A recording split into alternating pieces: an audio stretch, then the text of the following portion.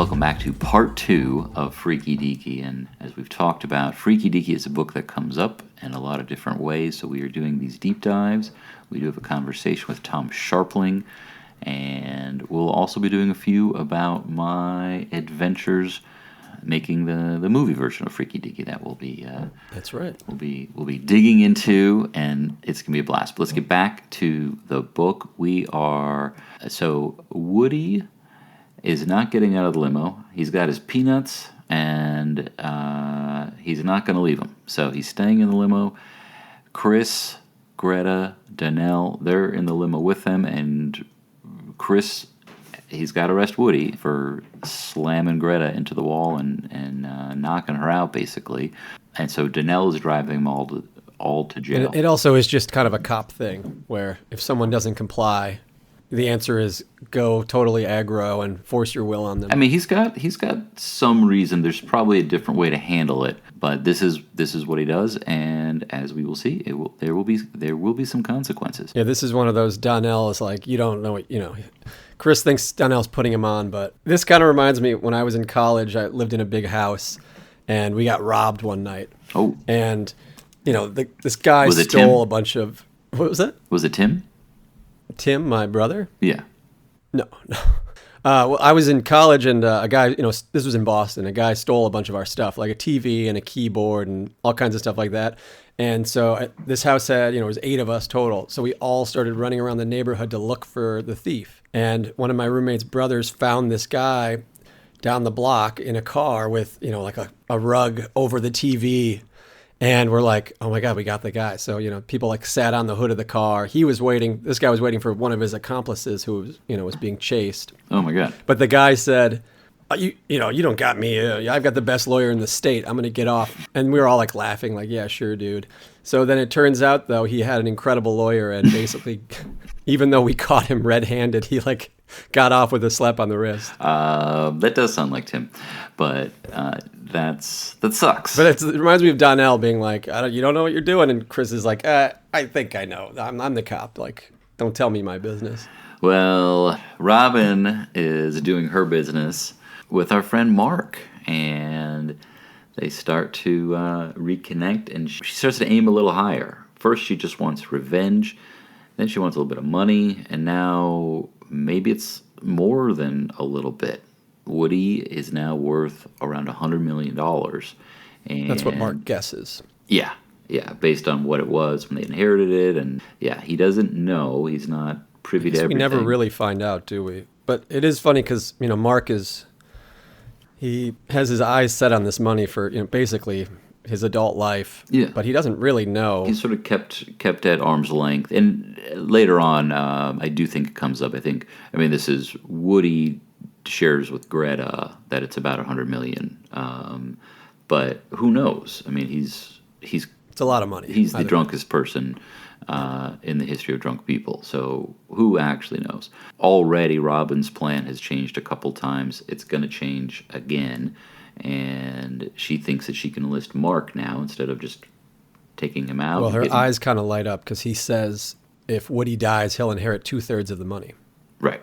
Yeah. And that's enough for Robin to kind of, see dollar signs. I would like to think that $60 million, $66 million is always worth the trouble. But yeah, I didn't do the, currency conversion or whatever it is, but it's $66 million in 1988 dollars. So there you go. So it's at least 67. Let's say double. Yeah.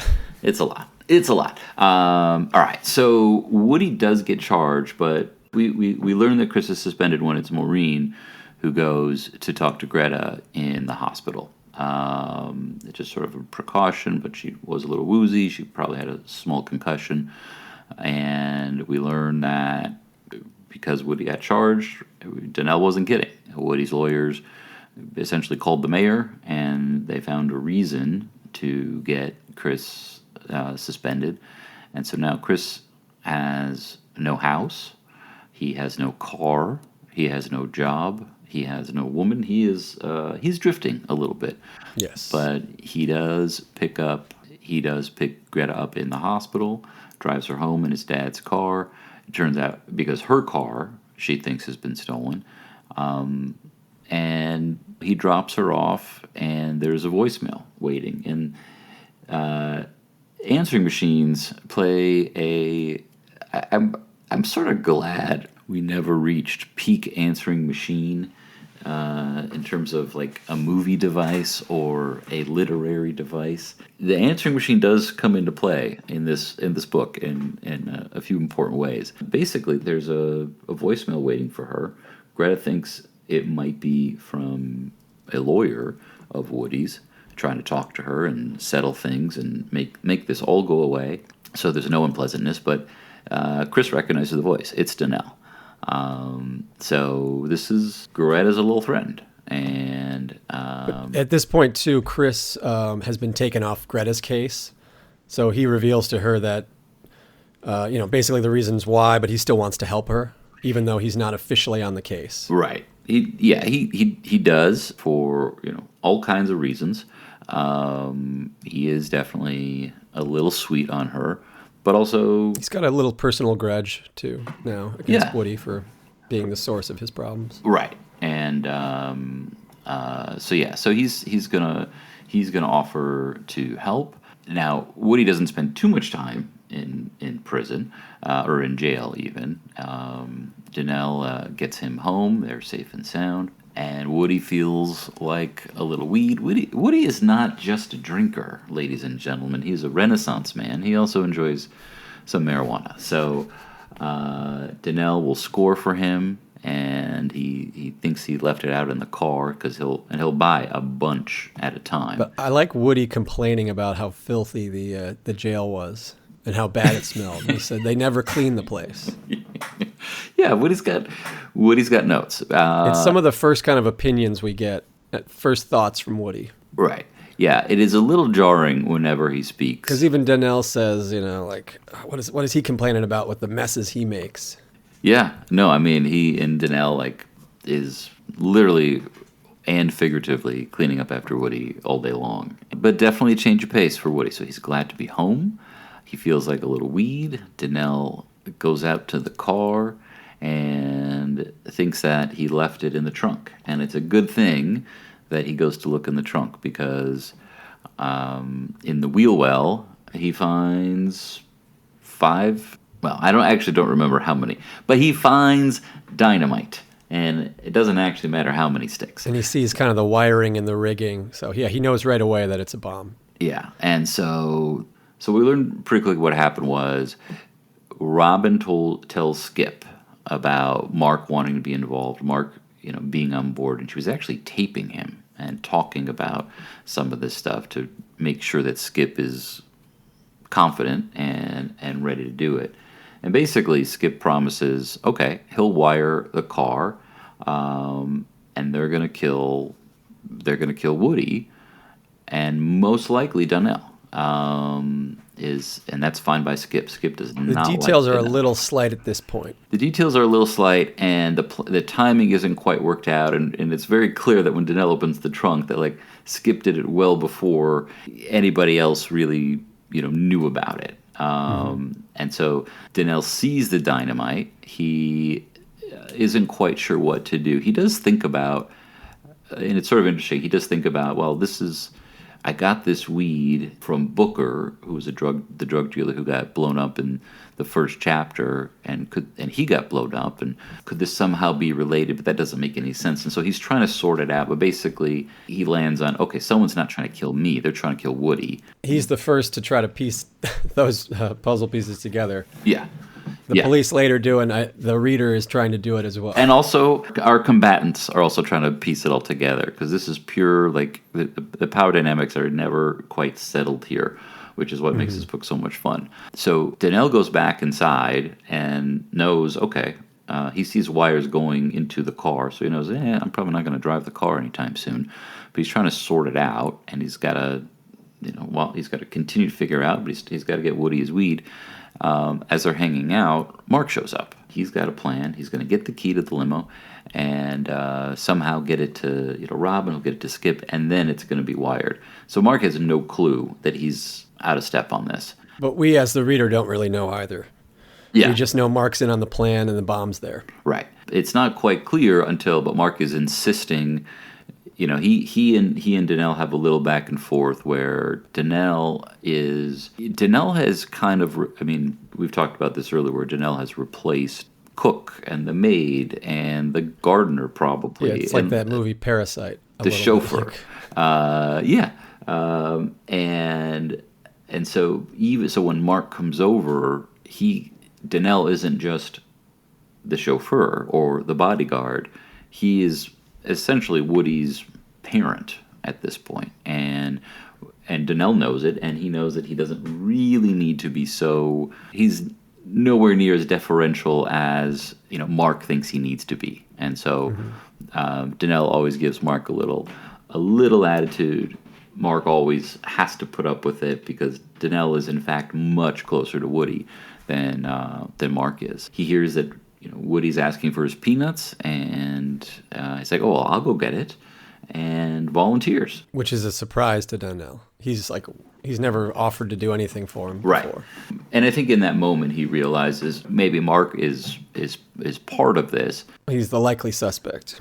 Yeah, but doesn't actually know what's happening. So he just sort of lets him go. Later on, there's a great moment where, very quickly, they're trying to figure out, Woody's trying to figure out what movie to watch, what kind of mood he's in. The movies he watches are, very much connected to the kind of booze or drugs he's on. They're trying to figure it out. Woody asks Danelle, where did Mark go? Danelle says, oh, he went out to the car. Woody asks, what for? And Danelle has a great line where he says, oh, we'll find out, or maybe never, or I think I butchered the line. But we're going to find out, or we might never. So Chris, wanting to be a good guy, also having a little crush on Greta, and wanting to protect her from, Woody and Danelle, who clearly, they got her phone number, so it's safe to assume they have her address too. And now that he's off the case, I think his professional ethics are not quite so clear. So he brings Greta back to his dad's house. They're making burgers, and his dad is trying to sort out what's going on. It's not quite clear, but while they're doing that, he gets a call. He hears that it did not end well for Mark. Woody's limo has, in fact, blown up. Mark is dead. Maureen and the homicide guys are wondering, well, what might Chris know about this? He can take a bomb apart. It stands to reason he can put one together. So they want to talk to him about it. Now, they're not necessarily arresting him. He actually goes and shows up at the crime scene. So they're not too concerned about Wendell, it. the homicide cop, is believes immediately that Chris had nothing to do with it and seems kind of uninterested in it in any way. Yeah, they're just trying to figure it out. And could it be related to Booker? What doesn't make sense about it is no one really benefits from. It's Woody's car, but Mark died, and the only person who would benefit most from Woody dying is Mark. So it just doesn't. I like track. what Wendell says though about Woody. His line, "The man has a wet brain." Yeah, and we hear that. We actually hear that he's described that way a couple more times throughout the book. Yeah, Donnell has a few good ones. He has chicken lo mein for brains, stuff like that. There is a nice moment when Chris is heading out to Woody's house to see the limo between Art and Greta, and we learn a little bit about kind of everybody in that moment. So it's a very short, very simple sort of exchange. The key thing for me in that exchange is that Art is really vouching for Chris. Mm-hmm. I think without this scene, I definitely would, without this exchange and without hearing what Art thinks about him, because we think Art is such a stand-up guy. I'm not sure exactly why, because we really don't know that much about Art, but he just seems So you're putting this as evidence that Chris is a good guy. I'm not saying it's evidence that he's a good guy. I'm saying this is why I tend to think that he... Because if you remember, listeners, from part one, yeah, I'm trying to say that Chris is a bit of a scumbag. And Judd has a different reading on the book, which I think is great. He may be a scumbag, but he and his dad are friends. And so at the very least, that's a good quality. That's a good quality to have, even for a scumbag. But no, I mean, I was thinking about that for sure as we're talking. It does, that little moment does hit that point where Art thinks he's, he he's a solid guy. He stands by his word, And Art is about to head out for the weekend to Toronto with Esther. with lovely Esther. So we've got Chris and Greta have the place to themselves. They're playing house, and they're gonna have a good time. One of the next chapters is we find out Woody's morning routine from Donnell, which is his series of Bloody Marys, and he lays out on his raft naked and listens to music at glass-shattering volumes. What the man liked to do for his nap time, a couple of hours before dinner, turn the stereo way up loud enough to break windows, slide into the pool on his rubber raft, naked, to Ezio Pinza doing some enchanted evening, and float around before he'd yell, Donnell? We get that. We also get the story of how Donnell has insinuated himself into Woody's life. Right. Which we touched upon it with our conversation with Tom Sharpling. They meet at a venue club called All That Jazz, which I'm not sure was a real place, but was the name of Elmore's favorite movie, All That Jazz. Mm-hmm. As a kid, I asked him, like, hey, Grandpa, what were your favorite movies? And he would say All That Jazz and My Darling Clementine. Oh, really?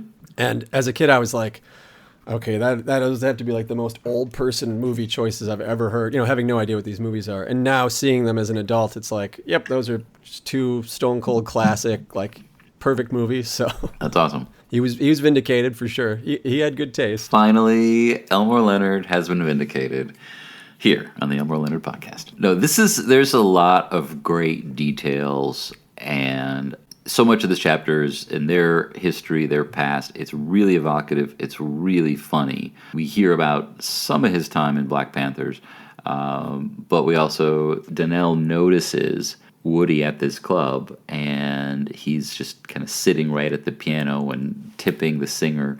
Was that a real singer? Thelma Dinwiddie? I would guess. I feel like every music reference Is a real one. Yes. Well, we also have a reference not just to a real jazz club and a real jazz singer, but another Elmore Leonard novel, Tishomingo Blues. It's a song. That's right. That should be, the name of another, we've talked about the Elmore Leonard bingo board, but I think the name of another Elmore Leonard novel being in the book. Yeah. Oh, for sure. Had Cuba Libre and Out of Sight. The phrasing Out of Sight pops up in most of the books. Be Cool, I think, pops up 6 times in this book. Be Cool's in a lot of them. Before the Be Cool book came out.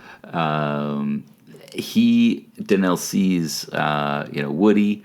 He sees he's got a chauffeur, realizes there's an opportunity for him. So he tells a buddy of his who's a younger generation. He's not Donnell's generation, but this guy Juicy Mouth, who was a bodyguard for Booker, who didn't go into work that day. So he's kind of suspected in blowing up Booker. So not someone to mess with, but he says, hey, go pretend like you're going to mug Woody, and then I'm going to come over and I'm going to pretend to hit you and save him, and I'll give you some money for it. When Woody heads to the bathroom, Juicy follows.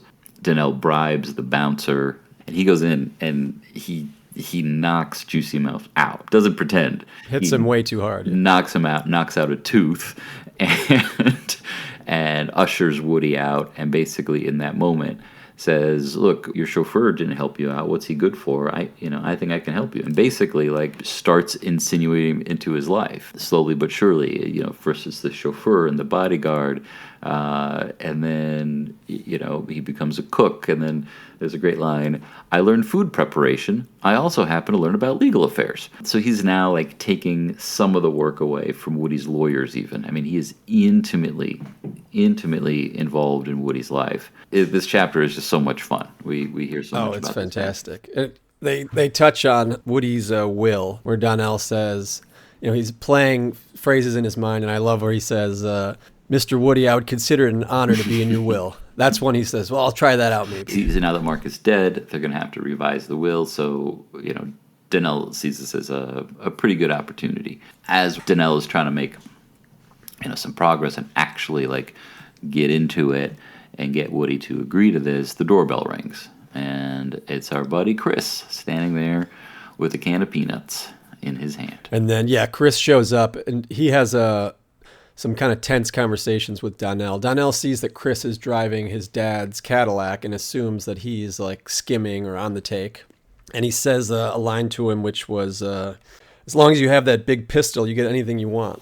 So he thinks of him just as a straight-up crooked cop, and Chris kind of doesn't refute it. He gives him, he says, like, are you done? Right. But Donnell firmly believes that this guy's coming around. He's another kind of scam artist. He is. I mean, he is actually trying to, I mean, the reason he's got the can of peanuts is because that was part of what Donnell had told the cops, that Mark went out to the car to get Woody his can of peanuts. Mm-hmm. And that obviously they told that to Chris. And so now Chris is there, I think, for a couple reasons. I mean, one, he's there very curious about, like, what is going on, who blew up this car and why, but also basically to say, like, hey, you got to leave Greta alone. You got to back off. There's also an element of, Elmore frequently plays with genre conventions, and there's an element of the innocent man trying to clear his name. Mm-hmm. In this case, Elmore's always doing this, subverting that kind of thing where it's like, well, we know he's not involved.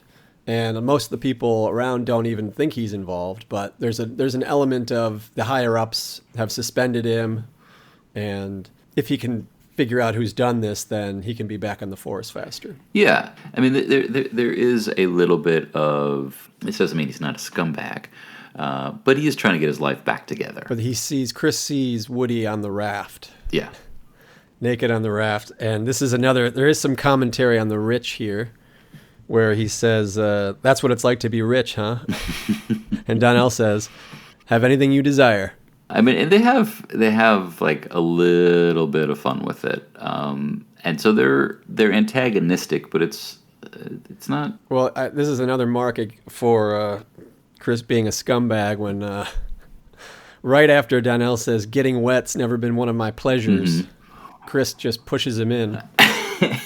Well... But Donnell can't swim, so right. It's a little more kind of threatening and terrible, even than an innocent shove in a pool. Yeah, that doesn't bother me. It doesn't bother me as much. We'll have to, dear listeners, please let us know. I'm getting quite a list together here, Judd. I know. I can see it. I think there's plenty of things. I think there's enough conversation, between them where. I do feel like there's some, mutual respect, even if it is antagonistic, and even if this is a cheap shot to throw him in the water. But he's trying to gather some information informally, and this is the thing. It doesn't. The phrase doesn't. It starts to come up later on, but like we find ourselves very quickly, and it's a very gray area. So much of what's happening for many people. I mean, I would include Donnell in that. For everyone, for sure. You'd think for most stories that a guy like Donnell would be a clear bad guy, but.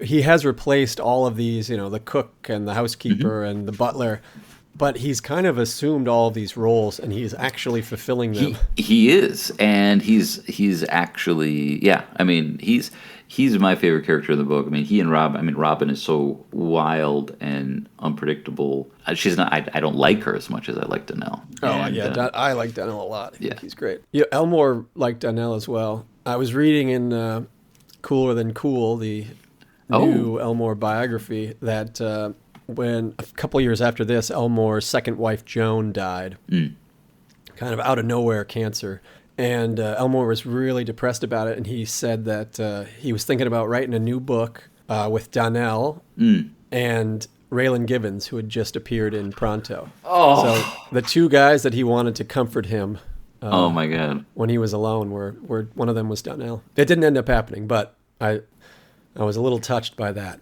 A boy can dream. A boy can dream. That's fantastic. They would have been great. It's one of the 10,000 cool things that you can read about in that book. Right. Yeah. Okay. Back to the pool. Donnell, Chris.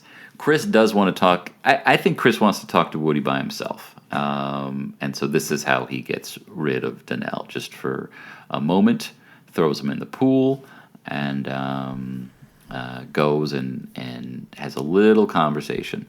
There's a lot going on here. He's trying to get some kind of an offer. Like they're basically saying they're going to make an offer to Greta. They're saying they're threatening her, but they also might want to give her money. And so he's trying to all right, well, I'll at least find out how much money. Gets him in the pool. Gets the number from Donnell. He actually lets him out, and he goes, but Donnell's got to clean up, and so he's talking to Woody in the meantime. We sort of get Chris's point of view of Woody, and it's it's pretty sad. But I mean, he's Well, we get the money, the 25,000 we get from Woody. well. Danelle says, how much are you offering Miss Wyatt? 5,000, and he's like, let me give you a hand. Yeah. So, yeah, I mean, so he's.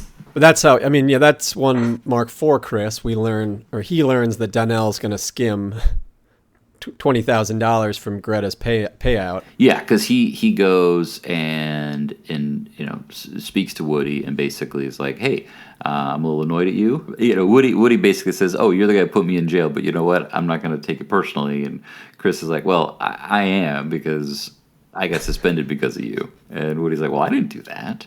And then it comes up that Donnell is part of Woody's legal team, but he's not around. And there's a couple things. This is some basically, and he does. I mean, I think it's worth mentioning. So Woody he's at the very least he's a creep.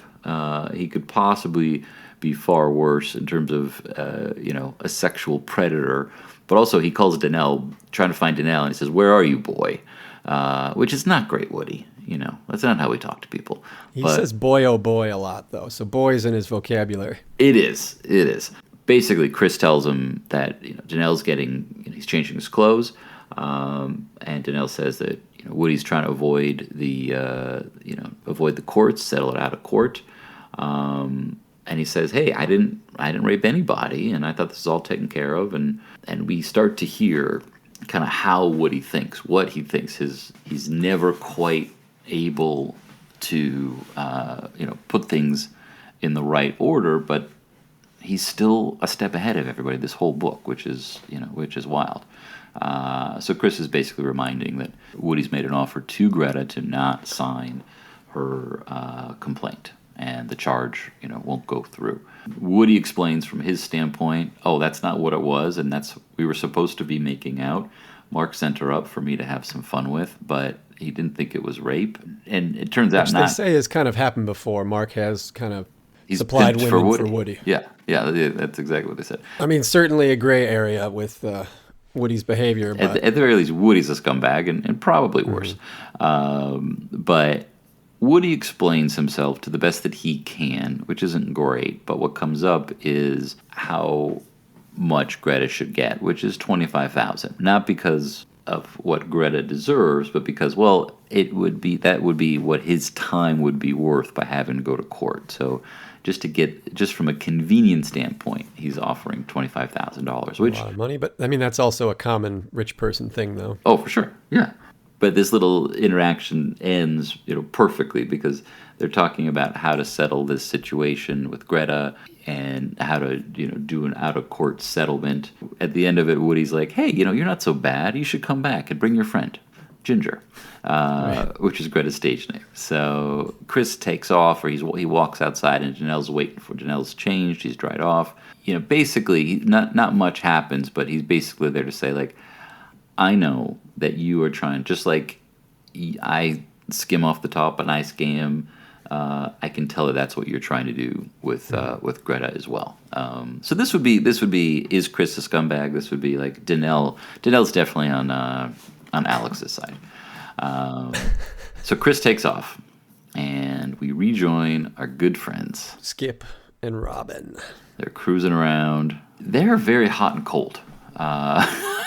And Rubin it's almost like now that at the moment when she doesn't need something from somebody, she could be really mean. When she needs something, there's nothing she won't do to get her way. Skip is kind of in limbo, having to hang out at Robin's mom's house.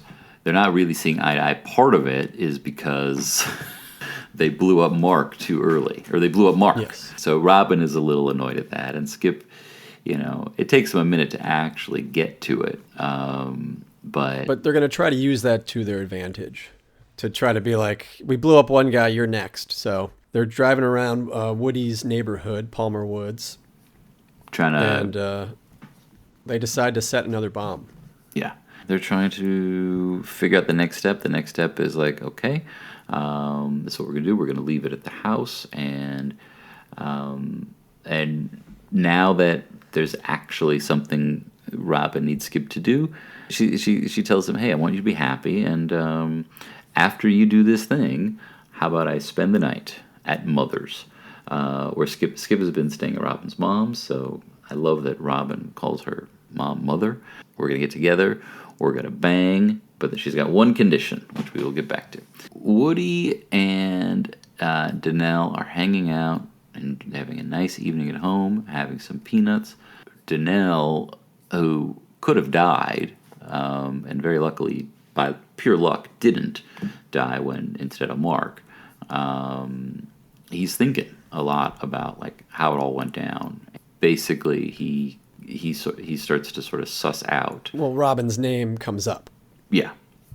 Well, Woody, in one of his clear moments, says, "Oh yeah, she went to jail for blowing up a federal building." Right. And so Danelle realizes, oh, this could be who we're looking for. Yeah, it all starts to make, like, it all falls into place at that moment. Yeah, a penny does drop. This is, the next scene is one of my favorites of the book. It's very reminiscent of Swag, which we covered a few episodes ago. Well, it prompts the question. I mean, did your first time buying condoms go as smoothly as Skip's?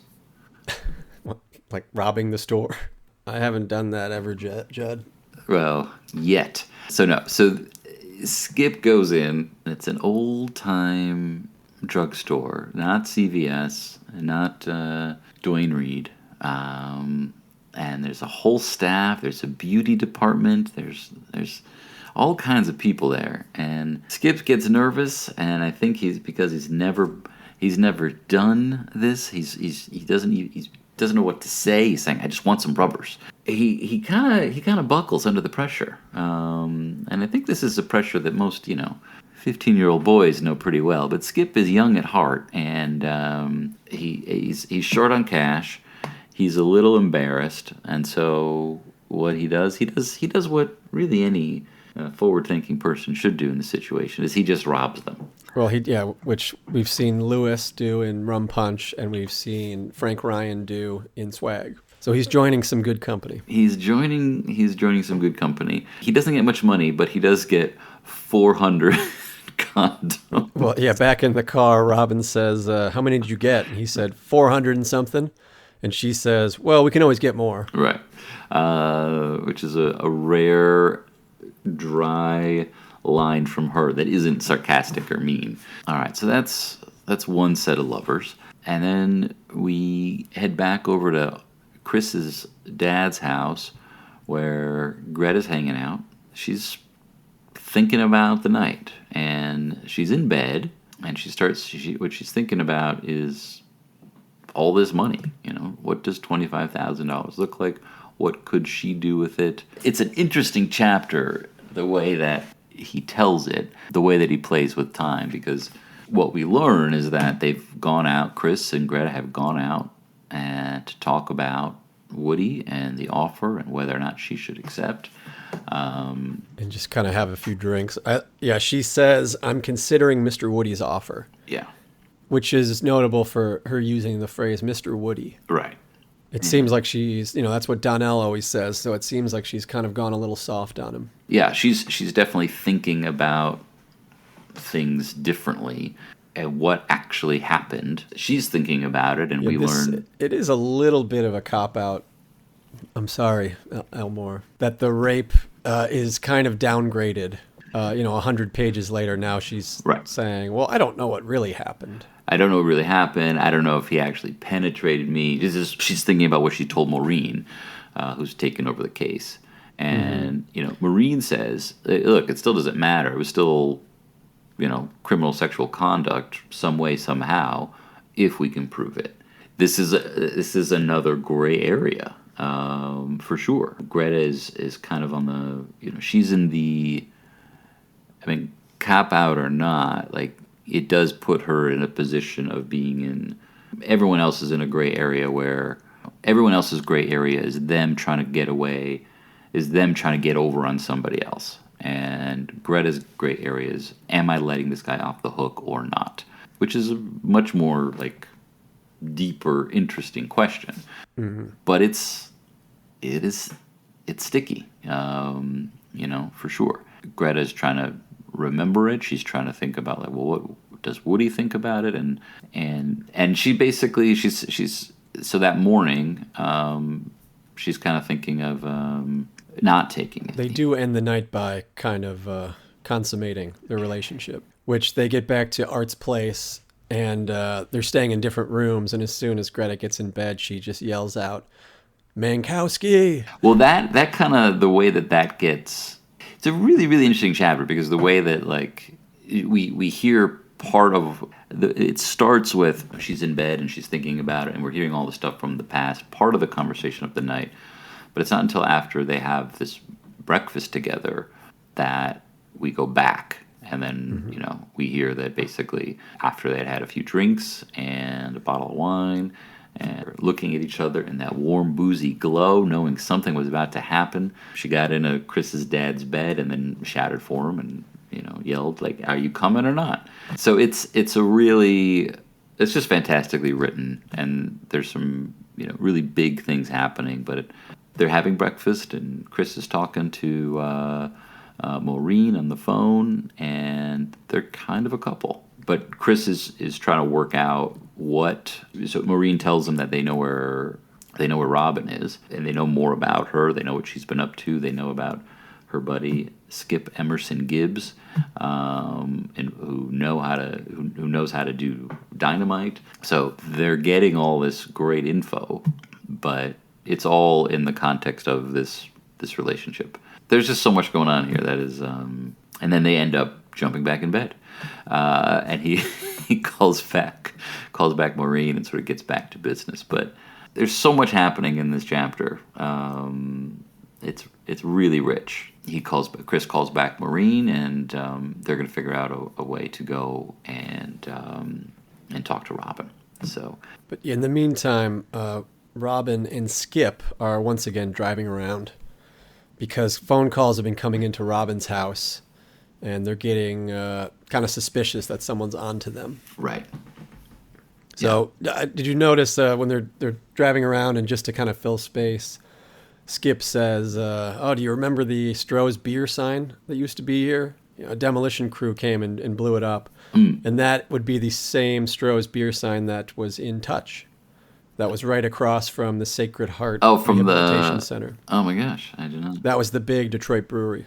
Stroh's is like the local beer. Yeah, I did not. But yeah, they blew up between these books. They blew up the big sign. Well, I will raise a frothy glass of Stroh's to that sign. Did they still make Stroh's?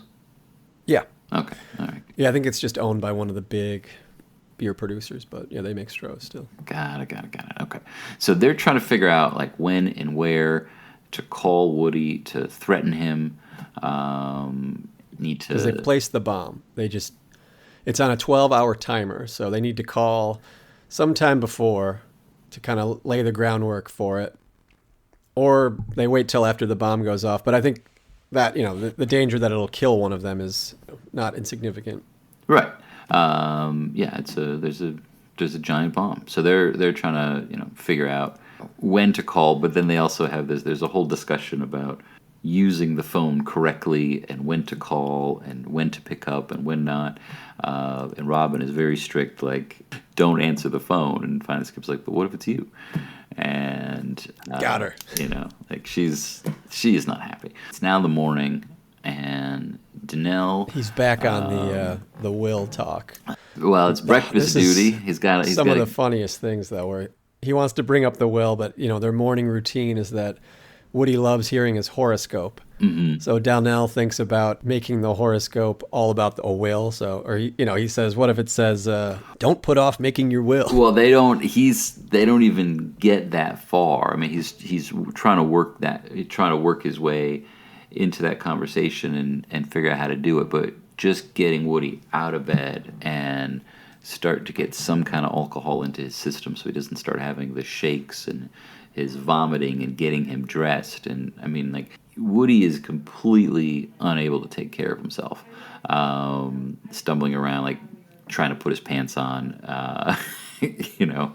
like he's just a mess. And so they're working out the details of the day. Danelle's trying to tee up the conversation of the will, and also find out about Rob, and also find out about other things. And Woody just kind of keeps going, back to the paper. Like, did you get the paper? Will you get the paper? I want, So it's like, great. Danelle heads out and starts thinking about like what, he will be reading the horoscope to Danelle. So trying to figure out like what's the horoscope that's going to work for Woody to put Danelle into the will that day. He starts looking for the paper, heads outside, and there is a newspaper there, but also there's a bag. And he figures, I don't know if I necessarily... Have you ever in your life seen a bag outside of your house that you just brought into your house? Not that it actually matters, because once you saw what was in it, Danelle opens up the bag, looks inside, sees a clock, a battery, and 5 sticks of dynamite, wires going all over the place, and says, "Shit, I'm dead." But he doesn't then reminds himself to be cool. He tells himself to be cool. And this is the second time that Donnell has accidentally found a bomb, and it will not be the last. He's a savant. But so he's got to figure out what to do. And luckily, there's a giant swimming pool in the house. So as carefully, as gingerly as he can, he heads towards the pool and throws it and gets it right in there. We will definitely talk more about this in a future episode, but if you've seen the movie Freaky Deaky, Woody's pool is an outdoor pool, and Danelle finds the bag, sees the dynamite, has to get rid of it the same way, and throws it into the pool. And what you're seeing in the movie, and the pool is probably about 40 or 50 feet from the house down a small hill, and what you see in the movie is the remarkable Michael Jai White throw the bag of dynamite into the pool on the first take. And not only that, but our cinematographer was smart enough to have a camera on the pool, and so not only did the bag land in the pool, but the dynamite fell out of it, all in one shot. So that was one of those super lucky days where it was like, well, this is going to take us 6 hours, and then we were done in about 8 minutes. Wow. So we got lucky. Just like Donnell, we got lucky. Donnell, there's no sound after throwing the dynamite into the pool, so he thinks he's okay. But then the phone rings, and he has a small heart attack, but he realizes it wasn't the bomb, and he answers the phone like he normally would, Mr. Rick's residence, and it's Robin. And Robin is trying to be tough. She's trying to be fierce, because she thinks the bomb went off, but nothing's actually happened. So Danelle is being cordial and polite, which drives her insane, because she wants to, scare him, and she wants to get her money, but Danelle knows he's safe, and so he just plays it cool, and it's just a great moment. It's a phone call, but it's a really great moment between them. Well, because he is already kind of suspecting, he knows it's Robin. It's proof. She's thinking that he's going to be more scared. So the power dynamic is different than she's anticipating. And she's expecting the bomb to go off, and it never does. But she reveals that, she wants $1 million. Yeah, and he's like, okay, all right, I'll let her know. Thanks a lot, goodbye. Not bothered, not threatened, not scared at all. And it's interesting, like both Skip and Robin, when they have an interaction with Danelle where they feel like they're not getting the best of him, they pull out the N-word, and it's just kind of like, oh, these are kind of nasty people, and so Robin is pissed. The same thing happened in Touch with August Murray. Remember, like his kind of inner racism was slowly revealed. Yeah, but he was always kind of a tool. He's a bad dude, but and not that Robin is like, she's not a good person at all, but she's very charming. I'm disappointed that she's also a bit of a racist. She thinks, and she started telling herself it went pretty well, convinced that, well, something is going to happen with that bomb, and they will be scared, and so I think she's sort of given herself, and then she's actually thinking about like, well, maybe I do reconnect with Donnell and Skip. I used to. He used to be cooler in his BO. It used to be cool when he had BO, but now it's not cool. Like, she's she's ridiculous. But so she's trying to figure it all out. Stick when they're driving, or not Stick, sorry. Skip when they're driving around is already like getting tired of Robin, though. Oh yeah. Very I love quickly. this where he says that he's like, I should just leave. This is too much. And he says, I could blow up those 400 condoms like balloons to celebrate getting the fuck out of town. Yeah, no, they are definitely. If there is something that they can get out of each other, like they take it, but they're also like. But we also, going back to Donnell, once again, even on this deal, he's skimming, where he tells Woody that they want $2 million. Right. Well, Robin, just real quick. So Robin is sort of thinking back on how the call went, and that maybe she brings Donnell in. Maybe she brings in Donnell and gets rid of Skip. He's a lot more fun than Skip, but. As she's thinking about all this stuff, she gets a knock on the door or a call from the front door at her apartment building, and it's professional police department employees Maureen Downey and Chris Mankowski are waiting. And this is another one where Chris is impersonating a police officer. Well, he never actually shows the badge, but let's get back to that because we do have Donnell does tell Woody about the new bomb. And he mentions that, they want some money to take it out. It's actually $2 million in cash in a box, which is what I believe all financial planners recommend.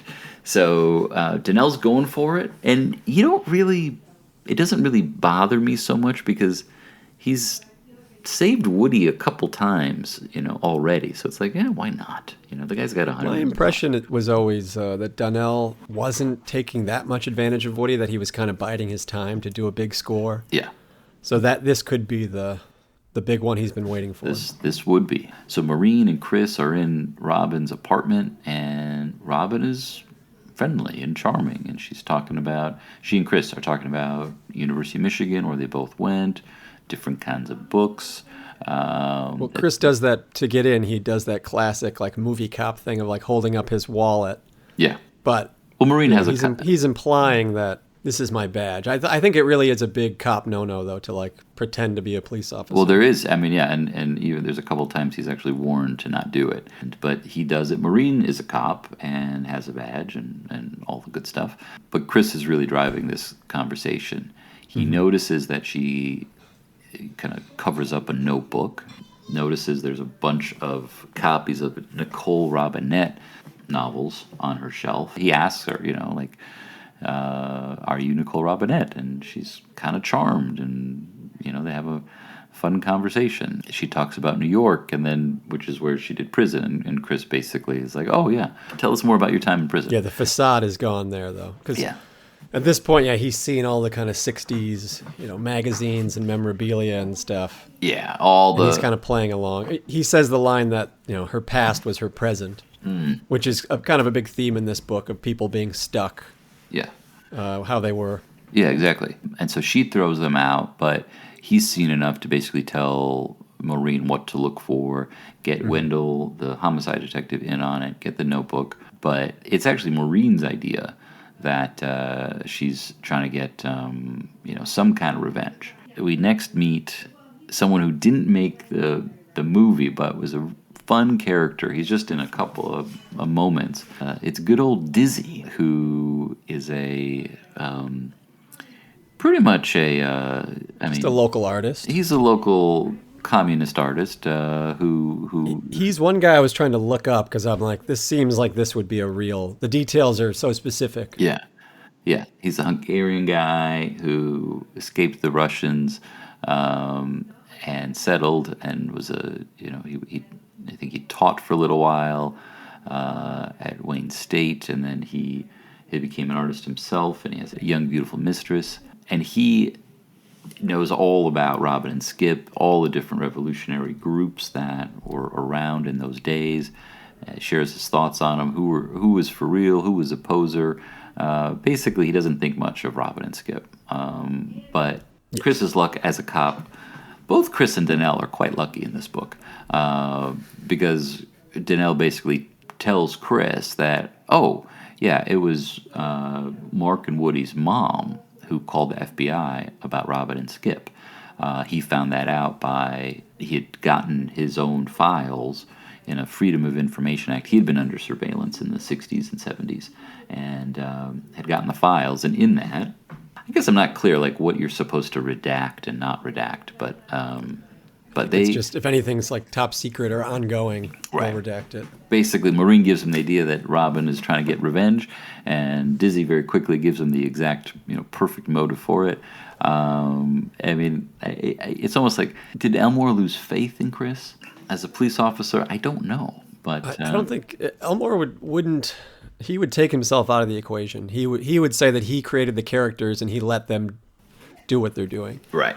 So the fact that Chris is acting in this way or acts in kind of a crooked manner is down to how the character, he's staying true to how the character is. Yeah. And so Chris heads over to the police station and he talks to Wendell about the case. Wendell says, and don't tell me what you're doing. Chris says, unless I get something good. And Wendell says, well, that goes without saying. That goes without saying, yeah. We learn a handful of things. Chris tells Wendell what Maureen and Dizzy told him. But also we learn that Donnell is looking for Chris. And he called the station trying to get in touch with him. This is where the plotting gets like extra complicated too. Yeah. Because people start kind of going back and teaming up with different people. And the layers start to become quite extreme now, which I'm sure trying to adapt it for a film version, it was extra difficult. Just because the nature of like the time that you have with a movie, you can't do all of these kind of subplots or twists. Yeah, you really can't, and you can't make. There's so many small moves here, and it's without the time, without understanding like what goes into a character's decision-making process, it loses the impact. This book, it takes place start to finish in about the same amount of chronological time, but because we have all of this amazing inner monologue, it feels like it's taking place over the course of 15 years or 16 years is the actual. Well, yeah, you get so much backstory. Yeah, in a movie version, it's very tough to do it. We are trying to figure out a way to do it for television one day, and that would give us more time. But we'll get there.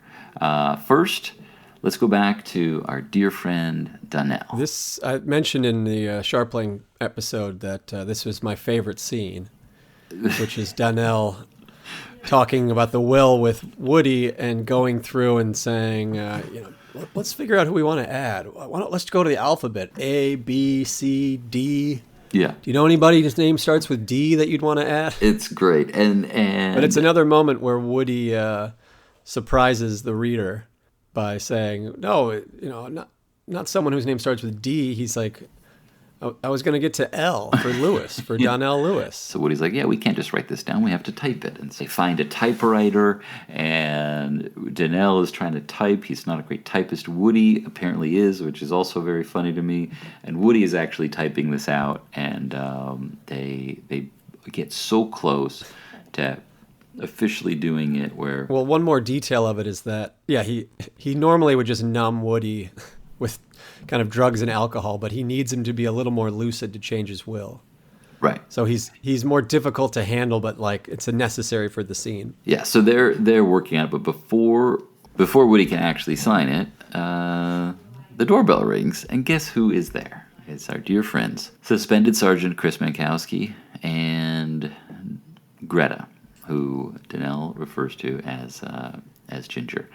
Greta wants to talk to Woody, and then Donnell takes Woody away, and basically, but like Donnell's like, oh, don't worry, he's, we'll get you a drink, and he's going to behave himself, and he's fine. And it's as if I guess it's sort of like, it's as if they had an argument. It's as if they had like some sort of a fist fight. Not anything, sexual assault related, but Greta's tough. Greta, she wants to confront him. She starts talking to him, and basically it's just like, she says, I wasn't fine with Mr. Woody last time I was here. And she's like, you can behave yourself. And yes, seems to be the consensus. So Greta actually tells Chris, go ahead, go, you go and deal with Donnell, and I'm fine.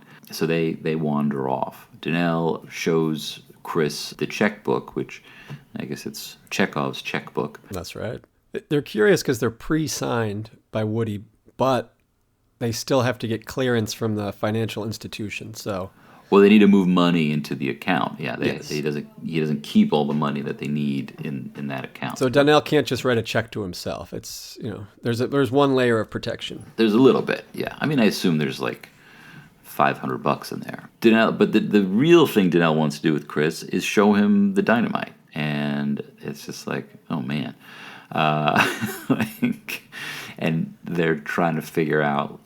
Okay, so there's now two things of dynamite, and this is the other thing. Like, where I think this is part of the dynamic with Chris and Donnell. It's Donnell isn't just a guy who he's not just a guy who has been involved in some bad stuff and maybe trying to take advantage of Woody.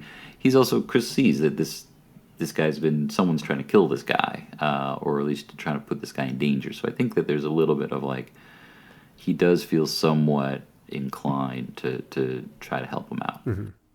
Well, help him out, but this is also where he actually does kind of a shakedown. For sure. But it's for Greta. Well, I'm talking the bomb disposal. Yeah, I guess I look at these as sort of the same thing. Are they not two, though? I think Chris is asking for $25,000 for getting rid of the bomb, and Greta wants separate. She wanted the offer was 25, and then she wanted 100, and then she's sort of going back and forth. But Chris, he's like, you want to dispose of the bomb yourself, you do it. Otherwise, you pay me.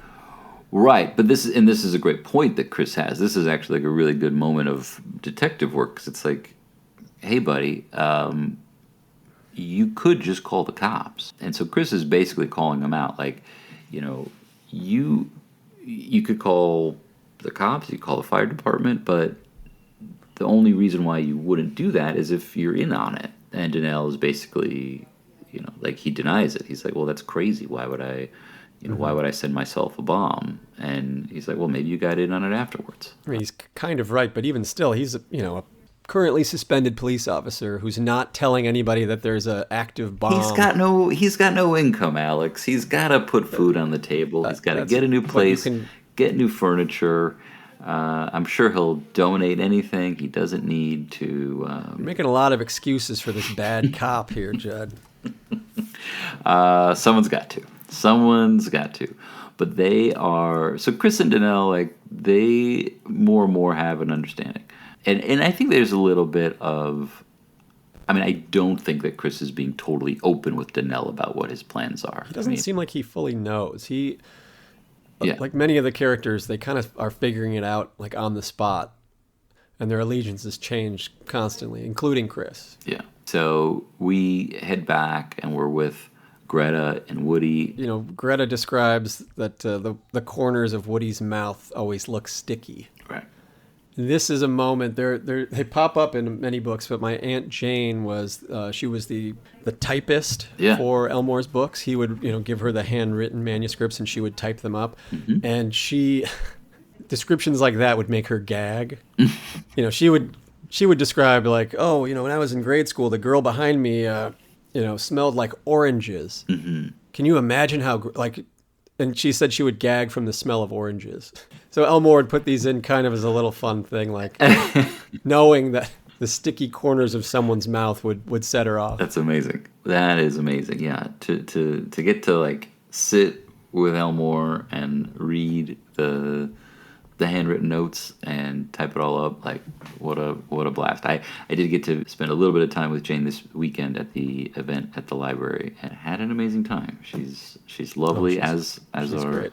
But, worked with Elmore for decades typing up his work. Yeah, very cool. So they are, Greta and Woody are trying to kind of, like, get their bearings a little bit, and Greta's confronting him. Woody is trying to impress her, he's sort of acting like they're hanging out. Like, this is purely a social call. You want to watch a movie? Do you like Busby Berkeley? All the old show tunes. I think that there's a little bit of I think she does realize that this is some kind of an opportunity, and Well, but Woody does asks her, or he asks her to marry well, him. he eventually does. He eventually does, but he's he makes it really clear. I mean, basically, what she's saying: whatever happened, nobody asked me if I agreed to be humiliated. How much would I charge? You just went ahead and did it, and so now I'm going to tell you what the price is. She's going to make herself whole, and I appreciate that. I respect that. Chris jumps into the pool. He's in his tidy whities and goes and checks out this dynamite. Tries to figure out like what he can do with it, what he can't do, what's really there. Eventually, he gets it all out of the pool. He takes it apart, tries to explain how it didn't go off, why it didn't go off. But the dynamite is still very, very real. Just because it gets wet doesn't matter. That is important. They have a moment where it's kind of a fun moment because earlier, basically, Chris was like, "How much are you gonna pay to get rid of this, dynamite?" And Danelle, it's not his money, but he's very much aware that he's the person writing the check, and so he just says, "I don't have to know. This is why people like me hire people like you." And at the end of it turns out the bomb wasn't going to go off. It had gotten either it wasn't put together correctly, or when Danelle threw it, it landed in the pool.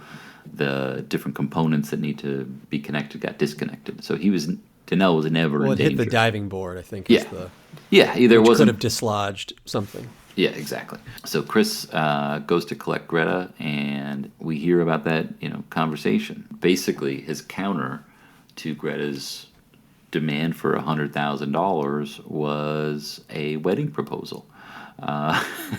So it's 100,000, or you get a piece of this 100 million. Right. And he explained it. They would share it, and it'd be $100 million. And she says, "Nope." Woody said, "All right, well, think about it." And that was that, which is kind of like a wild... I like the next chapter too. It's kind of cute with Chris and Greta in bed. They're reading Robin's red journal and Donnell's rap sheet. That's their evening reading. The whole chapter, they're in bed, and because we find out Donnell's true history, his arrest record, which I think we've mentioned before, is he's been arrested 14 times, but most of those seem kind of spurious. It's just cops hassling him, or it's because he's part of the Black Panthers, even if it's, kind of neighborhood betterment. Yeah, like disturbing the peace and, things like that. The only one that stuck was when one of the Panthers got out of line and the rest of them kind of beat up the guy. That's the one that was the only one that was on his permanent record. Yeah, they beat him up pretty good. They burned him with cigarette butts, and then we learned that the crime was that he had broken one of the big rules, one of the big Black Panther 10 Commandments, where he either stole or hurt another black person. Well, I thought that was the guy that they beat up. Is that not? Yeah, that's Okay. why they did it. But it's interesting too because I don't know. I'm reading it, seeing like, oh, the cops are hassling this guy or basically arresting him for just being a Black Panther. So I don't know if I fully believe all the details of why he's arrested too. Yeah, I mean, I think in this case, like according to the file, at least that, Well, it's like, okay, the cops names all arrest these him people. 13 times that are crap, and then it's like the 14th one I'm supposed to believe all the details. You know who we can ask? Who's that? Art Mankowski, who we are going to be But yeah, this is another element of where I'm, the reading of this book as Chris as kind of a bad cop. And really, like, it's not too flattering on cops in general. This chapter is a big part of why I'm seeing that. Donnell's arrest record just being like, they're admitting like, yeah, they're arresting this guy for no reason, like over a dozen times. Yeah. So I think Elmore has kind of affection for the police officers because when he was doing the Impressions of Murder piece, 100%. I think he's liked their take on things and their attitude. But I think in most of his books, even the ones that focus on the police, there's kind of commentary on how they kind of step over the line or are operating in a negative manner. I guess I think anybody in his books who has some level of power is, got some level of corruption. I mean, even the Raylan Givens, who is... He's morally kind of one of the nicer, cleaner guys, and yet he has a reputation for shooting people. And he's got some issues, So, but I know that like it's one of the criticisms against Elmore's books that they don't have kind of this social commentary angle. But I would argue that I totally they disagree do. with that. I am as well. I mean, clearly we're fans of his work. We're doing a Somewhat. podcast dedicated to him. But I think the social commentary is much more subtle. That doesn't make it any less vital to his books, though. I think because he doesn't have an obvious agenda where he's like condemning City Hall or a certain law, Well, I think it doesn't make what he's saying about these people any less true. this book is, I mean, it is, I read this book after there was a woman in my neighborhood. She wasn't like a next door neighborhood, but she was probably lived within a half a mile, who had been in a group like Robin and Skip were in, and had, I think they blew up a couple cop cars and a couple people got killed. They didn't assassinate anyone, but a couple people died because of them. And then she changed her name and got married and was just kind of living as a suburban housewife. And so when I first read it, it just got me really thinking about like, what are the real reasons that people will do the things, anything in public, really? And I think it's totally fine to always be a little skeptical of any sort of virtue signaling, and that could be anybody. I mean, whether it's it could be a cop, it could be You mean anybody who's like bragging about the good things that they do? yeah. I feel, virtue signaling is a kind of a loaded term. And I think that there's so much discussion in this book about like, well, what were we really doing? And Skip. I mean, early on when he reconnects with Robin, it's sort of like we were kicking ass and having fun, and Well, there's even a list of the other people, like what's the guy's name? The yuppie, the head of the yuppies. Abby Hoffman. Or Yippee, sorry. I'm saying the Yippee to Yuppie was like the headline. And then the other guy, I'd have to look his name up. The guy from the Black Panthers who basically became like a right-wing talking piece. Yeah, and a lot of stuff that came out about the Panthers. I mean, like there was some like particular in terms of like how women were treated. Like it was like, guys, this wasn't so great. So yeah, I think that there's a lot in all of these books, and I don't actually know who's saying that, because to me that just sort of means like you're reading the back of the book, not the actual book. So one other little note about this chapter is Greta notices his leg wounds and says, hey, if you want to talk about it, we can. He doesn't respond at all, but we do hear more from Danelle's past as well as Robin's, and she's been trying to get money out of Mark forever. As Greta hears Chris reading through Robin's diary, she starts to think like, am I doing with Woody what Robin is doing with Mark and now Woody? And she starts to sort of think about what she's doing. But yeah, which is kind of a rare moment of introspection from any of the characters. Yeah, I would say she's probably the most. I mean, Chris has his kind of, his gray area internal monologue is another one. But yeah, you don't get it from Robin. Nor would we want to. They reconnect. Danelle. They're at a place called the Gnome that is now, or recently would be called the Majestic Cafe.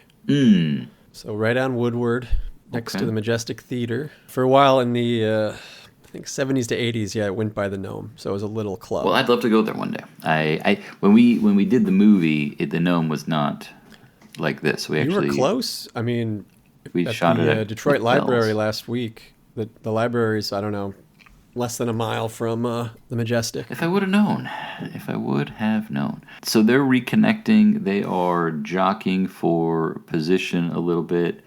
Danelle has to, Robin's charm isn't as potent on Danelle. They've slept together. Danelle reminds her that he's slept with people since then. That's so funny. But they start to talk about like, well, what does this look like? How do they work together?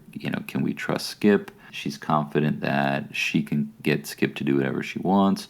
But what needs to happen is they need to kind of get Chris off their back. He may not be the most upstanding police officer, but he's a police officer. They don't want him around. There's too many people involved. Too many people. Whether that's Skip or Chris, Donnell realizes that if he wants this money, the fewer people, the better. The next morning, Greta realizes that her car had not been stolen. She parked it in the wrong place. After she got concussed, she got confused, and she remembers where it was. So Chris drives her over there, and this is where he has his gray area internal monologue. He's going over, since he has kind of information that he knows would be valuable to the police, but he's also involved in some of this. He's trying to decide if what he can do and get away with some of it.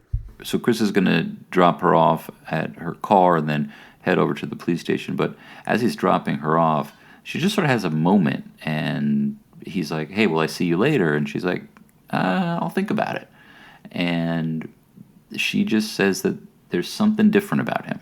She doesn't know, what. She doesn't really say more than that, but she says it a few times. Yeah, there's a little weirdness. It's kind of like the scene in Out of Sight during the timeout. Yeah. Where Jack and Karen have the same kind of thing for like a couple of minutes. They notice that there's tension, there's weirdness, like you're different. Yeah. So they have the same kind of dilemma. Yeah, and she takes off. It's unresolved, and she takes off. So Chris heads over to the police station. We see our good buddy Ray Cruz, who clearly somebody that Chris looks up to a little bit, and it's kind of a cool moment where Cruz is just kind of like, "Hey, buddy," and just walks by him. But there are other people there. There are a lot of other people there. Moselle is there, and who called Booker at the very beginning of the book, and so is Juicy Mouth. Chris is asked to help interrogate Juicy Mouth briefly. Which again, he's kind of pretending to be a cop. Well, but they're asking him to. I mean, like... I don't know. I mean... No, Wendell asks him... Wendell says... Even if you're asking him, I'm like, the guy's suspended. Like, he shouldn't be involved in any of these cases. Well, but is that on Chris or is that on Wendell? I mean, I think it's on both of them. Okay. Well, so Chris isn't the only gray area policeman. That's what I'm saying, the commentary. Yeah. No, I mean, it's all like... This book is like... They are the gray area police department, not the Detroit Police Department. But they're trying to figure out. There's comparisons between Booker and Woody and these cases, and they don't get much out of Juicy Mouth at all. He basically said, "I got nothing to do with it. He's dead. I wasn't there." Like, what are we talking about? He seems to imply, like, he's a dead drug dealer. Like, what do you guys care? I mean, the thing is, it's sort of interesting. It's like they're all having to figure out, like, okay, well, now what are we going to do? Booker was sort of our ticket. So now what are we going to do how are we going to deal with this? And that's kind of like what's happening around Woody.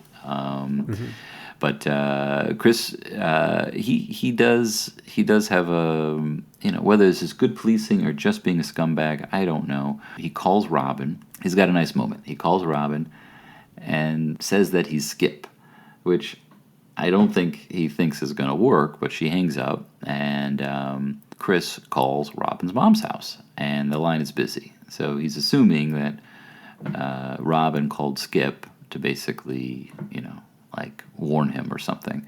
And then he calls Robin back a few times. Eventually, she picks up the phone. They agree to meet. And he's pretty sure that, he's going to get set up. Not sure if it's going to be Skip or somebody else, but so he's not sure exactly who's going to meet him there. But while he's there, he does have a personal weapon that is in his locker that his dad gave him. He goes, and what's funny is like just hearing how stuck in the basement Skip has been this whole time. He's been in Robin's mom's basement or her bedroom the whole time. We hear about the great Harry Dean Stanton. What's funny about this, because he watches the movie Straight Time, which I've mentioned before is one of Elmore's favorites, but the star of Straight Time isn't really Harry Dean Stanton. He's in it, but it's Dustin Hoffman. And so this thinking about it, reading this book again, I was like, oh, this was only a few years after the whole thing with the making of La Brava, Right. where Dustin Hoffman was attached for months and months, and Elmore did all this kind of spec work that came to nothing. You know, Scorsese was attached to do the movie, and then Hal Ashby was. Oh my God. And basically, Dustin Hoffman like torpedoed this whole project and strung him along, which we get Get Shorty out of that. Yeah. But in the middle of that, and in the middle of making La Brava the film and Get Shorty the book, we have a mention of one of Dustin Hoffman's better movies with kind of no animus in it. So Sure, but there's no mention of Dustin Hoffman. Dustin, if you'd like to share your side of the story, please reach out at hello@the ElmoreLeonardPodcast.com. So, but Skip is, he's been thinking that Robin is not the best partner for a while. He starts thinking about some of his days as a stunt actor, trying to actually hurt one of the actors he was working with after having to do a take too many times. Steve Walton, that was the name of my aunt's boyfriend. Oh, yeah? Who be future head of homicide for Detroit Police. Which, would this be Katie the youngest? Yes. Who I also got to meet last week. It was and Jim, who comes from my neck of the woods. So it was a good time. It was a really, really good time. So this Steve Walton is unharmed. But Skip got hurt. He got an infection, and he gets fired from the movie. And he's been trying to put his life back together ever since. Robin shows up. Skip is basically like, should I just head back to L.A.? What is he doing with this? But Robin tells more of the plan. It's changed again. It's changed again. She's gonna do an option for her novels for $2 million, which is a lot of money now. Even then, it was a crazy amount of money. And now Robin is just worried about we just need to figure out how to pay ourselves so we don't get fucked on the taxes, which I think is so funny. They're stealing $2 million and they're worried about the They're taxes. stealing $2 million. They're probably killing people, but you got to file on time. But they realize they've got to do something. But they talk about Chris, and he's getting closer and closer. And so Robin calls Danelle and say, hey, we have a problem.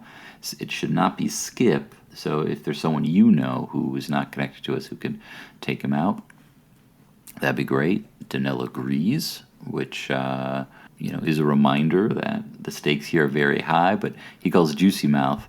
I'm assuming they've patched they're up. Still friends, yeah. Yeah, I'm assuming they've patched up right? since he knocked out his tooth. He calls Juicy Mouth and basically says, hey, I need you to, mess this guy up. And he's like, oh, no problem. Happy to do it. And he's like, I just want you to break one leg. He's like, nope, I'll do two for free. Or two, I'll do the other one for free. And he like, says, nope, just one. And he's like, maybe he just disappears. Yeah, he says, I'll take him out somewhere and lose his ass. Nobody ever see him again. And Danelle says, Juicy, how much for just the one leg? So this next chapter is pretty great. And maybe, one of the things with this book that we talked about is the beginning was stolen by Lethal Weapon 2. But maybe, just maybe, is it possible Elmore started this whole thing? Because we hear a lot about Lethal Weapon in this next chapter. Chris seems inspired by it, But he's a sees how Mel scumbag. Gibson acts. Yeah, who's like a deranged cop who clearly has PTSD in Lethal Weapon. He's like the military's top sniper, and now he's just doing whatever the hell he wants on the police force. But he talks about he's not dressed correctly. He's got the wrong gun. He's got a crappy gun. Chris has the good gun. There's a lot of I'm curious. But he's envious that Mel Gibson does whatever he wants. That is correct. Chris, who is not the brightest bulb in this pack, at least. He says, maybe I should be a worse police officer because of Lethal Weapon. Mel Gibson, if you're listening, please reach out at hello@the Give us your take. That'll be really helpful. We can finally settle this. Then the weird Ouroboros of, this Lethal Weapon is talked about at length, and then Straight Time is talked about, and the guy who wrote Straight Time and Lethal Weapon 2 was the same guy. And then Lethal Weapon 2 stole the opening scene of this book. That's amazing. Wait, so it's bizarre. Who? It wasn't Shane Black? Shane Black wrote the first Lethal Weapon. Who wrote the second? Jeffrey Boehm. So I guess Shane Black gets a story by credit. Bless. All right, Jeffrey, if you're listening. Yeah, the sole writing credit for screenplay is Jeffrey Boehm, who wrote Indiana Jones and the Last Crusade, Inner Space, The Lost Boys, Lethal Weapon 2. Wow, it's a pretty good among many run. others. I mean, very successful career. Pretty good run. And then one of the first things he's credited on, I think maybe the first thing, is Straight Time. Jeffrey, if you're He listening, passed away in 2000. well, he's going to be a tough get. It doesn't mean we won't try. All right, so Chris is hanging out. If you're playing Elmore Bingo, he orders a bourbon mist. He's waiting to meet Robin. He actually, after at least one drink, he goes and he calls Phyllis to ask for some advice on how banks work.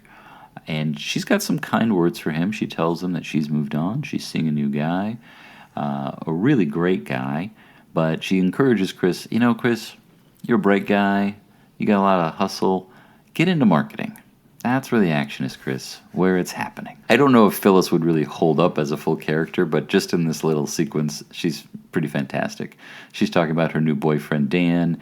She seems so annoying. I mean, when they talk about her in the opening chapters, just being rude to wait staff, they don't paint a nice picture of her. Oh, no. She's ridiculous, but she says a lot of funny things. She doesn't know she's saying them, but she's talking about Dan, and he started at the bottom, and he worked his way up, and then when his dad retired, they made him the CEO or the president. Yeah. Chris goes back to the bar. He's having another beverage, and Skip shows up, and Chris clocks him pretty much right away. They can talk. tell that he's an ex-con, and also he's got the film jacket on. He's got the jacket, yeah. Basically, Chris tells him, don't hurt Woody. And Skip's like, oh, okay. Is it because you got your own scam going or whatever it is? But Chris says, I'm going to go talk to Robin now.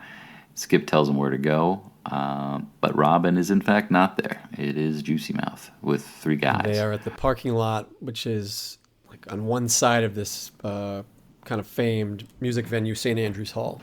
Yeah. And in the book, they mention that Iggy Pop had played there. And this was an actual show that Elmore had gone to. Oh, cool. Saw Iggy Pop at St. Andrews and then went backstage and met him. Nice. These guys are waiting for him, and they're trying to get him to go someplace else to mess him up. And Chris is just like, if you think I'm going anywhere with you guys, you're out of your mind. And he pulls out his Glock. He starts shooting. The three guys run away. Juicy Mouth disappears, but there's a parking attendant who sort of points him out. He's hiding inside of a car. Chris is pretty sure it's Donnell who set him up, but he wants to know for sure. So he just starts shooting up the car. One of the great lines in the book where after Juicy Mouth admits, yes, it was Donnell who, after claiming, attorney-client privilege, he couldn't reveal that information. He does admit that it was Donnell. And Chris says, well, why don't you tell me that? I wouldn't have to shoot up your car. And Juicy Mouth's response is, oh, this is not my car. It's pretty perfect. Now, it's sort of jumped out at me that, the police officer's not thinking about, this is going to get reported at some point. It's not these bullets, there's ballistics, wouldn't the cops be able to trace the gun back to him pretty easily? Well, not necessarily if it's just a his recreational piece. Yeah. Okay. If there's no other crime associated with it to match it with, there's no ballistic trace. I mean, I think what he's doing is reprehensible, like just unloading a gun. Well, he's unloading a gun at a guy who's going to break his legs. And he's not shooting. Sure. I think he goes beyond. Once the guy runs away, I think his extended magazine shooting it into the car, I think, is perhaps excessive force. Judd, is this another one you're going to defend? I mean, what, you got is your uncle a cop or something? What? I wish. No, I mean, it's definitely excessive. Is it force? Is the thing. What would be better if Juicy Mouth was going to break his leg? So would it have been better if Chris broke Juicy's leg or if he shot up the car? Why do you have to choose? I mean, why can't you just let him run away? Because he wants to know if it's Donnell. He kind of knows. What does it matter really if it's Donnell or Skip? Because Skip has set him up. That's true. That's a good point. But it's likely also that Juicy, this is part of the conversation with Juicy at the police station, is that Juicy was likely the guy. Juicy's probably killed some people too. Mm-hmm. Well, he pretty much killed Booker. We know he's in on it at least by not being around. And that they talk about how he killed the people who were found in the back of the car at Booker's direction. But it was Juicy Mouth who was doing the shooting. So, yeah, I'm not as worried about Juicy Mouth as you are. I don't think, even though he's a bad guy, I don't think you can. That doesn't give you license to flout all laws or reasons. Well, in real life, but in a book, I think it's okay. If this was the only thing he did in the book, maybe I'd say, all right, I'll give him a pass. Well, it is clearly not the only thing he does in the book. All right, so Skip is watching this whole thing, and pretty much is like, we gotta hide. Chris knows that I sent him into the parking garage. And the guy's like unhinged. He's basically Mel Gibson in Lethal Weapon. Right. Yeah, and he's got a gun that never needs to be reloaded. So he's coming after us. So what are we going to do? And Robin's like, well, I've got an idea. And I think we all know where Robin wants to go. Okay, so Greta is figuring out her life. She's decided she does want to give Chris another shot. She decides that she does want to get some money from Woody for all of this, but not all of it. Obviously not going to marry him, but not the $100,000. But just some closure for it too. Just I'll take the money and that'll be it. And move on. Yeah. Chris, he's definitely in a gray area. He does. I mean, this is where he needs a couple things. So he knows that Robin and Danelle and Skip are trying to hurt him, and he could very easily call the cops. He knows a few, and he doesn't. Instead, he goes to Robin's mom's house and breaks in. But he sees the alarm and then just basically gets back in his dad's car and drives away. But so he basically is, but he's gunning for Robin and Danelle and Skip. So something is going down. We head over to Woody's mansion. Woody cannot sleep. Danelle is trying to get him to fall asleep, just like you would with any 9-month-old or a 2-year-old. But Danelle has the ability to offer copious amounts of alcohol. So he's trying to get Woody to go to sleep. He offers him a nightcap, even though Woody's been drinking all day. He goes downstairs into the kitchen, flips on the lights, and look who's here. It is Robin and Skip and a box of dynamite. Danelle is freaked out. I mean, he's a tough guy. He's a smart guy, but he is really worried about dynamite. He seems terrified of the dynamite at this point. Now that he's escaped death a couple times from it. So you don't think that tracks, or? Oh no, I definitely think it tracks. Yeah, he's worried. So they need to figure out a way to get through the night. But Chris, and this is where things really do essentially what we've been talking about and what Elmore has been doing is Elmore has basically just been tightening things up, and we're pretty close to everything being released. Almost all of the pieces are where they need to be, but the timing is still a work in progress. We go back to Chris. He decides that he's going to call Greta at 9 a.m, and they each need to find a place. Maybe they move in together. They have a nice moment. They reunite. This is where she says that she'd called a couple places and the neighborhood sounded colored. Yeah, and this is one where I'm like, ooh, Greta, no. Yeah, it's not great. Compared to some of our other people, it's not as bad as Robin and Skip, but it's not great. She's from Arkansas. God bless our Arkansas listeners, but probably not the best choice of words. Yeah. I do appreciate, like you're saying, the screws are tightening on the tension, except for Chris. He doesn't seem. He's escaped Juicy Mouth, but the next sequences of events are he's got to figure out how to pick his dad up from the airport. Just totally unrelated to. Well, and then he oversleeps. He has this plan. He's like, all right, 9 o'clock, I'm going to call Greta, and we're going to work this all out. I can be a cop in Detroit again. It's going to be great.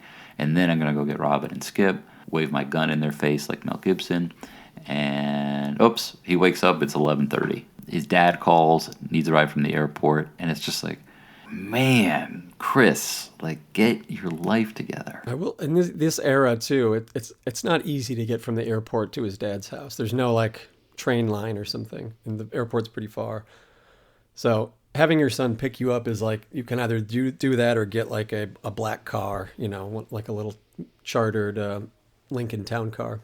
which are very expensive. I think it's So, totally cool that Art is asking for a ride, and he's like, "Well, I figured, you've been using my car this whole week.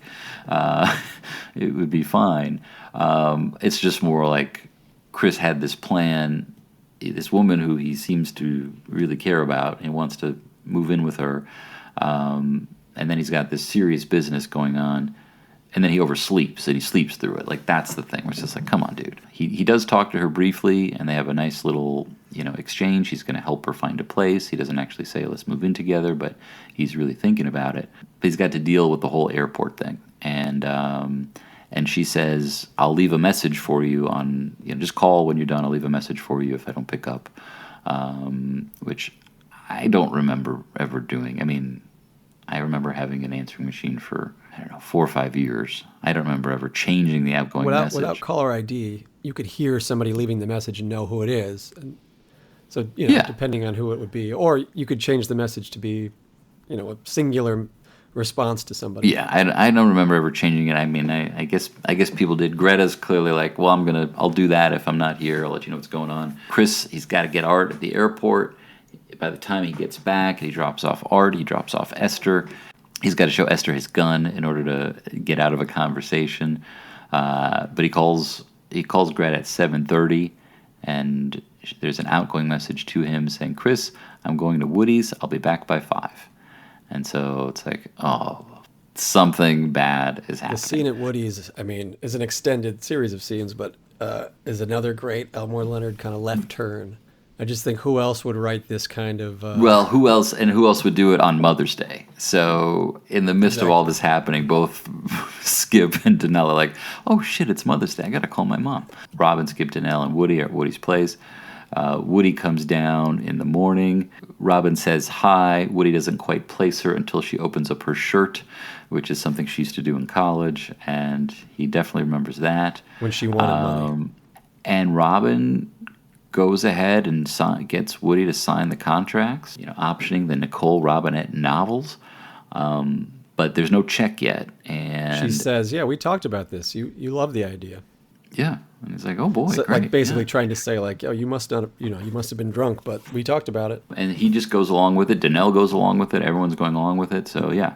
And Danelle's very clear, like, don't do anything with the checks. I'll deal with that. We do that tomorrow, which is kind of, considering that they're already signed, I don't really know why they need Danelle. Yes, they need to call the bank and all that stuff. He's the middleman with the bank, too. Like, he's the guy who knows how to do things. You can't count on Woody. Right. I guess my point is Danelle's leverage is exactly that. It's not filling in the check. He could write the checks, right now and give them away, but there's no money in there until he makes the call. So, but basically, Danelle is trying to, like, get his bearings back a little bit because he really is worried about the dynamite. Woody feels like Chinese food, so Danelle heads out to get some food, and they kind of have a party. They kind of do, yeah. And while Robin and Skip are working out their plan of killing Woody, Skip is also thinking about how to kill Robin, which is... You've got also Robin. Robin hooks up with Danelle again. It's really like when he's back, yeah. But so he does come back with the food, and as they're sitting down to eat and starting to celebrate a little bit, the doorbell rings. That would have been when Ginger showed up. So she's there, and we start to see them from her perspective, the way that Robin and Skip are described, and particularly Skip's eyes, and they're pretty scary. And so it's just a good reminder of of the jeopardy that Woody we don't necessarily care about. Danelle is like, he's so dynamic and like strong and smart. You don't really worry about him. But Greta is, she's kind of in over her head. Make her join them, and they make her join the party, and they give her a drink, and they basically dose her with acid, and she's feeling a little strange. She takes a little hit of a joint, but the noodles turn into worms. It doesn't really scare her. It's a wild chapter, and like all these people trying to con each other, and yet they have like a big party with drugs and Chinese food. Typical Sunday night in Bloomfield Hills. So, and then our buddy Chris shows up, and he sees Greta. He sees that she's stoned. He's worried about her. They all say it's fine. They are having a party. It's totally cool. Chris and Skip have a little dust up. Yeah, Chris is pissed. He He's he kind of sees what's going on. Yeah. Robin tries to show him like the contract, and oh no, this is a good thing. There's no funny business going on. But if there's anybody who knows funny business, it's Chris. Donnell sneaks off. He doesn't sneak off. He's just goes to throw out the trash, and he notices that the box of dynamite is not where he saw Skip leave it in the garage. Mm-hmm. So this is the third time that luck has pointed him to. He also notices that the garage lights don't turn on. Yeah, and that makes sense. And as he's heading back to join everybody else, he sees Skip disarm Chris, which is insane to me. That Chris fell for that. It's a pretty good move, though. Well, it's dumb, but maybe it's so dumb that you wouldn't think someone would do it. Hold my drink. I mean, I would not expect a competent. Would Steve Hilton have fallen for this? Walton. Or would Steve Walton have fallen for this? I don't know. If a hippie who's got a major buzz on just says like, "Hey, hold my drink for a second, would you?" Yeah, but he's Greta's in trouble. He's already had like a little thing with Skip where he tripped him, and I was a little surprised that he fell for it. It doesn't matter. He did. So Skip pulls a gun. Skip pulls his gun on Chris. Robin takes Chris's gun, and Chris and Greta are ushered into the library where they're basically locked in. Woody and Robin and Donnell and Skip are having all kinds of fun on the other side of the door, but in the middle of the night, Donnell comes in. And it's about 2 a.m. Donnell comes in, basically tells Chris like what he saw and what he knows. And the bomb's missing. They've probably rigged it up somewhere. They're going to kill us. Yeah. And it's like, okay. So Donnell doesn't really have much choice but to team up. And Chris actually says, Donnell's like, I don't want them to hurt Mr. Woody.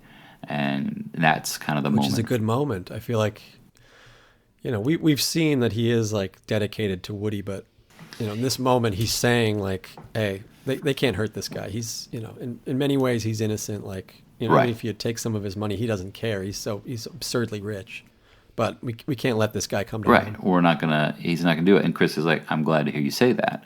And knows that like, okay, they can team up. As it happens, this is exactly where they left the dynamite from the pool. And thanks to Woody's fear of the dark, there's flashlights all over so Chris can get all the batteries and little knickknacks he needs to get it going. And Chris, they have a plan. They have a plan to stop Robin and Skip. In the morning, before 9 o'clock, but Robin and Skip are ready to call the bank. And we get a little bit of a point of view chapter. We get a little bit from Woody's point of view this chapter, which is kind of fun. He's like, who's this person? And who's this person? We're like, what is happening? It's pretty great. But they call, and they basically say the magic words, and money is moved over into the correct account. As soon as that happens, Robin and Skip trying to herd everybody into the garage, including Woody, including Donnell, and Chris actually tries to arrest them, and they start laughing. Well, he's trying to give him one last chance, like he's giving exactly, and they just laugh at him. Robin goes to get the checkbook, and Chris tells Skip what he did, with the dynamite, and it's Donnell who gets another win. Reveals that Chris he's like, well, how would you know what to do with it? And Donnell says, oh, he used to be in the bomb squad. And so Skip is just like, what? Like, it's too late. He races what after. What he's done is he's rigged up a bomb for the drawer where the checkbook is. Well, that's what Chris has done. Yeah, and so Skip is running after her to try to get her to stop. It's a big house. She's ahead of him. By the time he catches up to her, boom. I think the implication is he says don't do it, but we know Robin's so hard-headed that she just doesn't listen to him. Right, and she's blown to bits, and Skip is also killed. He doesn't die right away, but they're dead. We sort of cut forward about a week, and Woody and Donnell are fine. They're getting some work done on the house, and I'm sure Donnell will get a little bit So a few kickbacks here and there. But Greta has moved to L.A. She's no longer in Detroit. She took the money from Chris that Chris got for getting rid of the bomb, $25K. They are not together. Chris is just trying to get into homicide, and there's going to be some hearings, and he and Danelle start talking, and it does feel like this is the beginning of a beautiful friendship, kind of an ending, where I could see them. I think it's the last we see of both of them, though, which it's too bad about Danelle. He would have been a great recurring character. Oh my God, he's fantastic. Yeah, no, he was amazing. The one last thing I'll say, and even at the end, and I think this in terms of like the social commentary, I mean, to me, like there is a little bit of this where even at the end, we talked about this in the first part of this podcast, where Robin and Skip are both fine. They don't need to steal any money. They both have plenty of money. And even at the end... Yeah, he works in the movie industry. She's a successful author. Like, they're fine. And then even at the end, they have the money. They don't actually need to kill anybody. And they turn on them. They don't need to do it. They would have the money. And there's a conversation with Robin and Danelle. Well, we could do this on a regular basis. And it would never hurt the guy. It's not cool, but it's not killing somebody. And, it's just like that. Just being so focused. I mean, this isn't social commentary so much as just kind of like personal commentary. But it's like when you're so focused on what somebody else has. When you look at it from a zero-sum perspective, like you're more concerned about someone else losing than you are about winning, and that's what. I think it relates to what Martin Amis would say, or he said in his Writing the Rap review, that all of Elmore Leonard's stories are Pardoner's Tales, referencing like the Canterbury's Tales. Yeah, Pardoner's Tale from that, and it's all of these people looking for this money, but when they go to find it, death gets them. Yeah. And that's basically what happens to Robin and Skip. When they're going after more than they need, or right, whatever the metaphorical pot of money is. In this case, it's a check that is actual money, but that's what gets them. Yeah, and Skip really doesn't need to go after, because he basically is told there's a bomb, and he's still, after all of this, and even getting rejected repeatedly by Robin with the rare bit of, I mean, they're just is someone who he's still like trying to get her, and he's still like, she's so completely stuck in the past. That's the problem. Yeah, poor Skip. This is really one of my favorite books of Elmore's, and it's really one of my favorite books ever. Wow, where do you rank it on our list? Is it your number one? I know you do love this book. This is my number one at the moment. Wow. From we've done Touch, we've done Cuba Libre, we've done Rum Punch, we've done Out of Sight, and now Freaky Deaky and Swag. Yeah, this is my favorite. What about you? I'd put it more in the middle. I think it's got, like many of these, it's got a lot of high points, but there's something, I think just, I know he's an asset, but he's also just kind of slimy. I feel like Chris is not my favorite protagonist. Oh, I don't really think of him even as that. I think it's Robin and Danelle. I mean, Robin is barely driving things because she's just kind of driving in circles, but Danelle is, I think of it, it's more their book than Chris's book, so he doesn't bother me as much. But I hear you. Yeah, well, no, I always like when people have ranked them differently, so I appreciate that you love this book. And oh my God, yeah. It's a I feel doozy. like we have the flip side where I loved Rum Punch so much, and you're like, I don't know, there's some things about it I don't love. I like it. I like it a lot. I know. I think it's one of the. I know it's like one of the first episode we did, and maybe the expectation was like, oh God, this guy's he's gonna say every book's his top book. No, I have my own rankings. This one I would put more toward the middle. Fair enough. We got plenty more good ones and plenty more weird ones coming up. Yeah, lots of good stuff on the way. Alex, thank you for taking the time. Everybody listening, thank you for taking the Judd, time. This has been a pleasure. We're going to do, I think, Split Images is the next book. That is the next one. It's a little weird. It's different. It was really fun getting to revisit it after all these years, and it's going to be really fun to talk about. Until then, if you're buying condoms, leave the gun at home. Wise words. All right, I'll catch you later. Thanks, Judd. The Elmore Leonard podcast is produced and edited by Judd Rubin. Music by Greg Deaky. Hosted by Judd Rubin and Alex Leonard. Executive produced by Peter Leonard. Copyright 2025, Elmore Leonard Inc. Please visit us at elmoreleonardofficial.com or send us an email at hello@the Elmore Leonard podcast.